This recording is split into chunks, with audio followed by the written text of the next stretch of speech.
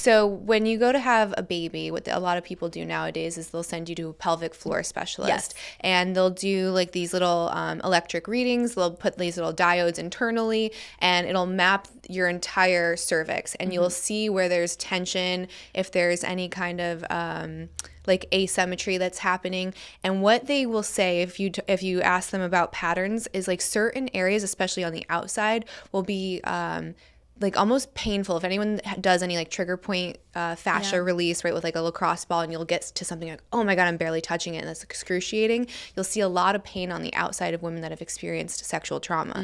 So they'll have to work that out so that you can help like safely deliver a baby. A lot of women that have been stuck in chronic stress and flight have like a really tense pelvic floor. So and that was me. Like it was insanely just like it was constantly contracted and tight. So I had to spend months actively releasing and letting go. And a lot of that, again, it's just like being in a constant state of stress, and then you wonder why you're not able to experience pleasure with someone.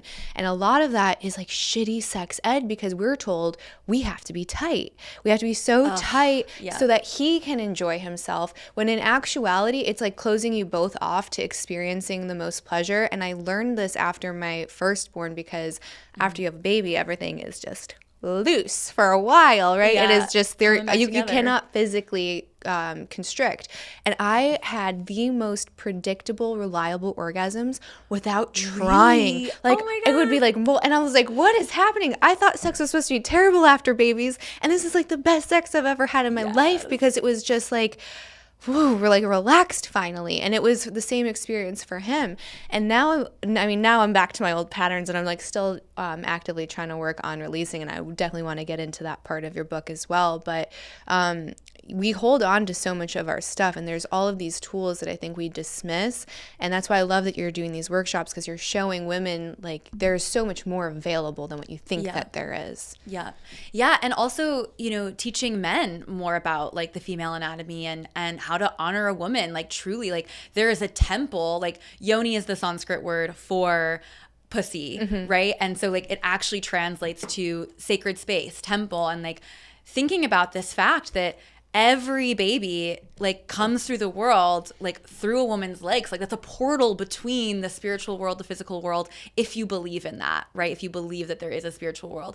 And so what would it look like as a partner to honor a woman's body like as this sacred portal, not just for babies to come through, but like for like goddess divine energy to come through.